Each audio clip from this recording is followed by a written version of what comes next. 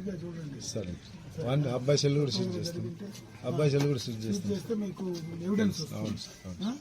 దాన్ని బట్టి యాక్షన్ చేస్తాం సార్. ఏం చేస్తాం, మన చేతిలో ఏం లేదు,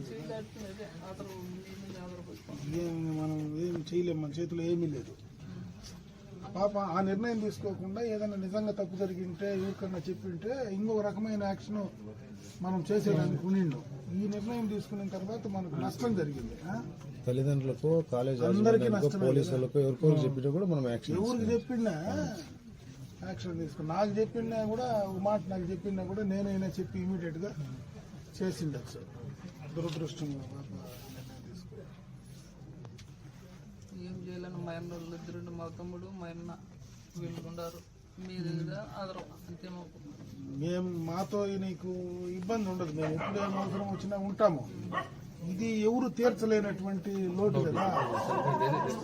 దీనికి మీకు ఏదన్నా మంచో చెడ్డో ఇబ్బందో వస్తే మేము అందరూ ఉంటాం, ఇబ్బందిలే.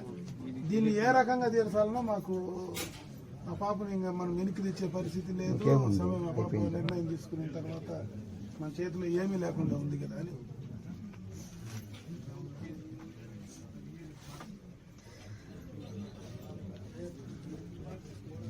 ఎలక్షన్లప్పుడు కూడా ఈయన కూర్చొని ఈడే వచ్చి ఈడే కూర్చొని ఇంట్లో ఈడే జ్యూస్ తాగి ఈడే ఇంటికాడి నుంచి పోయినాడు, కూర్చొని కుర్చీలేసి ఈడే కూర్చొని పోయినాడు.